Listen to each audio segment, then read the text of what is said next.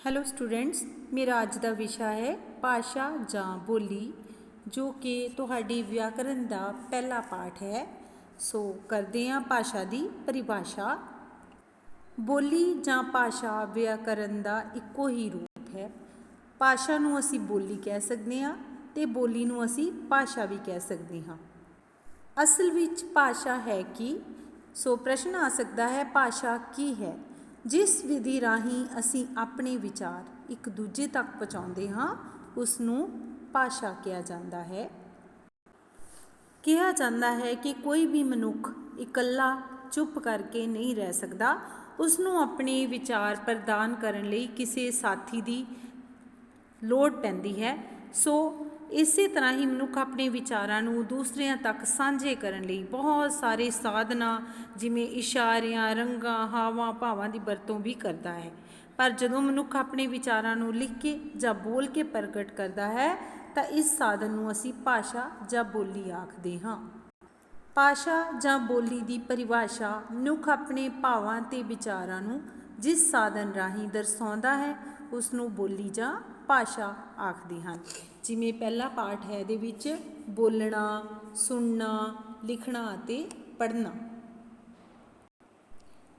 ਬੋਲੀ ਜਾਂ ਭਾਸ਼ਾ ਦੀਆਂ ਦੋ ਕਿਸਮਾਂ ਹਨ। ਪਹਿਲੀ ਹੈ ਬੋਲਚਾਲ ਦੀ ਭਾਸ਼ਾ ਅਤੇ ਦੂਜੀ ਹੈ ਲਿਖਤੀ ਭਾਸ਼ਾ। ਬੋਲਚਾਲ ਦੀ ਬੋਲੀ ਜਾਂ ਬੋਲਚਾਲ ਦੀ ਭਾਸ਼ਾ, ਜਦੋਂ ਕੋਈ ਵਿਅਕਤੀ ਆਪਣੀ ਗੱਲ ਕਿਸੇ ਦੂਸਰੇ ਵਿਅਕਤੀ ਨੂੰ ਬੋਲ ਕੇ ਸਮਝਾਉਂਦਾ ਹੈ ਤਾਂ ਉਸ ਨੂੰ ਬੋਲਚਾਲ ਦੀ ਭਾਸ਼ਾ ਜਾਂ ਬੋਲਚਾਲ ਦੀ ਬੋਲੀ ਆਖਿਆ ਜਾਂਦਾ ਹੈ। ਜਿਵੇਂ ਇਸ ਤਸਵੀਰ ਵਿੱਚ ਤੁਸੀਂ ਦੇਖ ਰਹੇ ਹੋ ਕਿ ਇੱਕ ਬੱਚੀ ਆਪਣੀ ਆਪਣੀ ਮੰਮੀ ਨਾਲ ਗੱਲ ਕਰ ਰਹੀ ਹੈ ਅਤੇ ਉਸ ਦੀ ਮਾਤਾ ਉਸ ਨੂੰ ਸੁਣ ਰਹੀ ਹੈ। ਜਿਵੇਂ ਇੱਕ ਹੋਰ ਪਿਕਚਰ ਦਿੱਤੀ ਗਈ ਹੈ। ਇਸ ਪਿਕਚਰ ਵਿੱਚ ਇੱਕ ਬੱਚੀ ਗਾ ਰਹੀ ਹੈ ਅਤੇ ਉਸ ਨੂੰ ਲੋਕ ਸੁਣ ਰਹੇ ਹਨ। ਸੋ ਆਪਣੇ ਵਿਚਾਰ ਪ੍ਰਗਟ ਕਰਨ ਲਈ ਉਹ ਗਾ ਰਹੀ ਹੈ। ਅੱਗੇ ਹੈ ਬੱਚੇ, ਲਿਖਤੀ ਬੋਲੀ ਕੀ ਹੈ? ਜਦੋਂ ਕੋਈ ਵਿਅਕਤੀ ਆਪਣੇ ਮਨ ਦੇ ਭਾਵ ਲਿਖ ਕੇ ਦੂਜਿਆਂ ਤੱਕ ਪਹੁੰਚਾਉਂਦਾ ਹੈ, ਉਸ ਨੂੰ ਲਿਖਤੀ ਬੋਲੀ ਆਖਦੇ ਹਨ। ਲਿਖਣ ਦਾ ਕੰਮ ਅਸੀਂ ਕਾਪੀ 'ਤੇ ਵੀ ਕਰ ਸਕਦੇ ਹਾਂ, ਕਿਤਾਬਾਂ ਵਿੱਚ ਵੀ ਆਪਣੇ ਵਿਚਾਰ ਦੇ ਸਕਦੇ ਹਾਂ, ਅਖਬਾਰਾਂ ਵਿੱਚ ਵੀ ਦੇ ਸਕਦੇ ਹਾਂ, ਰਸਾਲਿਆਂ ਵਿੱਚ ਵੀ ਦੇ ਸਕਦੇ ਹਾਂ। ਸੋ ਲਿਖਤੀ ਬੋਲੀ ਜੋ ਹੈ, ਕਿਤਾਬਾਂ, ਰਸਾਲਿਆਂ, ਕਾਪੀਆਂ ਦੇ ਉੱਤੇ ਲਿਖੀ ਜਾਣ ਵਾਲੀ ਹੁੰਦੀ ਹੈ। ਉਸ ਰਾਹੀਂ ਅਸੀਂ ਆਪਣੇ ਵਿਚਾਰ ਦੂਜਿਆਂ ਤੱਕ ਪਹੁੰਚਾ ਦਿੰਦੇ ਹਾਂ। ਅੱਗੇ ਹੈ ਬੇਟਾ ਗੁਪਤ ਜਾਂ ਸੰਕੇਤਕ ਭਾਸ਼ਾ। ਸੋ ਇਸ ਤਸਵੀਰ ਵਿੱਚ ਤੁਸੀਂ ਦੇਖ ਰਹੇ ਹੋ ਕਿ ਇੱਕ ਰੇਲ ਦਾ ਨਿਸ਼ਾਨ ਦਿਖਾਇਆ ਗਿਆ ਹੈ, ਜਿਸ ਤੋਂ ਸਾਨੂੰ ਪਤਾ ਲੱਗ ਜਾਂਦਾ ਹੈ ਕਿ ਅੱਗੇ ਰੇਲਵੇ ਲਾਈਨ ਹੈ ਅਤੇ ਸਾਨੂੰ ਸਾਵਧਾਨੀ ਨਾਲ ਚੱਲਣਾ ਚਾਹੀਦਾ ਹੈ। ਸੋ ਸਮਾਜ ਵਿੱਚ ਰਹਿੰਦਿਆਂ ਕਈ ਵਾਰ ਕਈ ਸਰਕਾਰੀ ਗੁਪਤ ਏਜੰਸੀਆਂ ਵੀ ਹੁੰਦੀਆਂ ਆ, ਉਹਨਾਂ ਦੇ ਮੁਲਾਜ਼ਮ ਵੀ ਆਪਣੇ ਵਿਚਾਰ ਦੂਜਿਆਂ ਤੱਕ ਪਹੁੰਚਾਉਣ ਲਈ ਕਈ ਤਰ੍ਹਾਂ ਦੀਆਂ ਗੁਪਤ ਭਾਸ਼ਾਵਾਂ ਦਾ ਵਰਣਨ ਕਰ ਲੈਂਦੇ ਹਨ ਜਾਂ ਸੰਕੇਤਕ ਦਿੰਦੇ ਰਹਿੰਦੇ ਹਨ। ਸੋ ਉਹ ਜਿਹੜੀਆਂ ਨਿਸ਼ਾਨ ਹੁੰਦੇ ਆ, ਉਹਨਾਂ ਨੂੰ ਅਸੀਂ ਆਮ ਲੋਕ ਨਹੀਂ ਸਮਝ ਸਕਦੇ। ਸੋ ਬੇਟਾ ਉਹਨਾਂ ਸਾਈਨਾਂ ਨੂੰ ਸਮਝਣ ਲਈ ਉਹਨਾਂ ਦੇ ਆਪਣੇ ਵਰਕਰ, ਉਹਨਾਂ ਦੇ ਆਪਣੇ ਮੁਲਾਜ਼ਮ ਹੀ ਉਸ ਭਾਸ਼ਾ ਨੂੰ ਸਮਝ ਸਕਦੇ ਹਨ।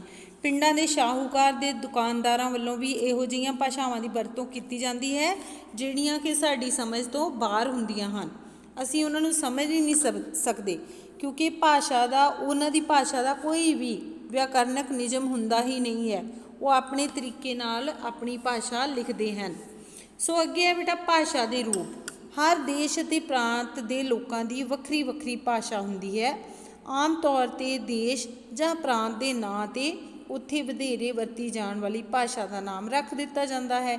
ਜਿਵੇਂ ਜਰਮਨੀ ਵਿੱਚ ਜਰਮਨ ਅਤੇ ਫਰਾਂਸ ਵਿੱਚ ਫਰੈਂਚ। ਇਸੇ ਤਰ੍ਹਾਂ ਹੀ ਸਾਡੇ ਪੰਜਾਬ ਵਿੱਚ ਕਿਹੜੀ ਭਾਸ਼ਾ ਵਰਤੀ ਜਾਂਦੀ ਹੈ? ਪੰਜਾਬੀ। ਸੋ ਬੇਟਾ ਅੱਗੇ ਹੈ ਭਾਸ਼ਾ ਦੀ ਵਰਤੋਂ ਦੇ ਪੱਖ ਤੋਂ ਇਸ ਦੇ ਹੇਠਲੇ ਕਈ ਰੂਪ ਹਨ। ਜਿਵੇਂ ਸਭ ਤੋਂ ਪਹਿਲਾਂ ਆਉਂਦੀ ਹੈ ਮਾਤ ਭਾਸ਼ਾ ਜਾਂ ਮਾਂ ਬੋਲੀ। ਬੋਲੀ ਬੇਟਾ ਭਾਸ਼ਾ ਨੂੰ ਹੀ ਕਿਹਾ ਜਾਂਦਾ ਹੈ। ਜਿਵੇਂ ਮੈਂ ਤੁਹਾਨੂੰ ਪਹਿਲਾਂ ਦੱਸ ਚੁੱਕੀ ਹਾਂ, ਜਿਹੜੀ ਭਾਸ਼ਾ ਬੱਚਾ ਆਪਣੇ ਘਰ ਪਰਿਵਾਰ ਅਤੇ ਆਲੇ ਦੁਆਲੇ ਤੋਂ ਸਹਿਜ ਰੂਪ ਵਿੱਚ ਸਿੱਖਦਾ ਹੈ, ਉਸ ਨੂੰ ਮਾਤ ਭਾਸ਼ਾ ਜਾਂ ਮਾਤ ਬੋਲੀ ਆਖਿਆ ਜਾਂਦਾ ਹੈ। ਅੱਗੇ ਹੈ ਬੇਟਾ ਰਾਜ ਭਾਸ਼ਾ ਕਿਹੜੀ ਹੁੰਦੀ ਹੈ? ਕਿਸੇ ਪ੍ਰਾਂਤ ਵਿਸ਼ੇਸ਼ ਦੀ ਭਾਸ਼ਾ ਨੂੰ ਰਾਜ ਭਾਸ਼ਾ ਦਾ ਦਰਜਾ ਦਿੱਤਾ ਜਾਂਦਾ ਹੈ। ਅਜਿਹਾ ਦਰਜਾ ਉਸ ਪ੍ਰਾਂਤ ਵਿੱਚ ਰਹਿੰਦੇ ਵਧੇਰੇ ਲੋਕਾਂ ਦੀ ਬੋਲੀ ਦੇ ਆਧਾਰ 'ਤੇ ਦਿੱਤਾ ਜਾਂਦਾ ਹੈ। ਜਿਵੇਂ ਪੰਜਾਬ ਦੀ ਰਾਜ ਭਾਸ਼ਾ ਪੰਜਾਬੀ ਹੈ। ਰਾਸ਼ਟਰੀ ਜਾਂ ਕੌਮੀ ਭਾਸ਼ਾ ਬੇਟਾ ਉਹ ਹੁੰਦੀ ਹੈ, ਹਰ ਦੇਸ਼ ਦੀ ਆਪਣੀ ਇੱਕ ਰਾਸ਼ਟਰੀ ਜਾਂ ਕਹਿੰਦੇ ਕੌਮੀ ਭਾਸ਼ਾ ਹੁੰਦੀ ਹੈ। ਇਹ ਭਾਸ਼ਾ ਹੀ ਸਾਰੇ ਦੇਸ਼ ਵਾਸੀਆਂ ਨੂੰ ਇੱਕ ਦੂਜੇ ਨਾਲ ਜੋੜ ਕੇ ਰੱਖਦੀ ਹੈ। ਭਾਰਤੀ ਸੰਵਿਧਾਨ ਨੇ ਕਿਸੇ ਇੱਕ ਭਾਸ਼ਾ ਨੂੰ ਕੌਮੀ ਜਾਂ ਰਾਸ਼ਟਰੀ ਭਾਸ਼ਾ ਦਾ ਦਰਜਾ ਦਿੱਤਾ ਹੀ ਨਹੀਂ ਹੈ।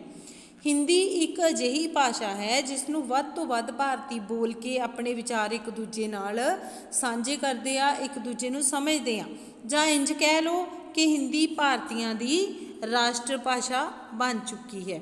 ਸੋ ਬੇਟਾ ਸਾਡੇ ਸੰਵਿਧਾਨ ਵਿੱਚ ਕੁੱਲ 22 ਭਾਸ਼ਾਵਾਂ ਨੂੰ ਮਾਨਤਾ ਪ੍ਰਾਪਤ ਹੈ।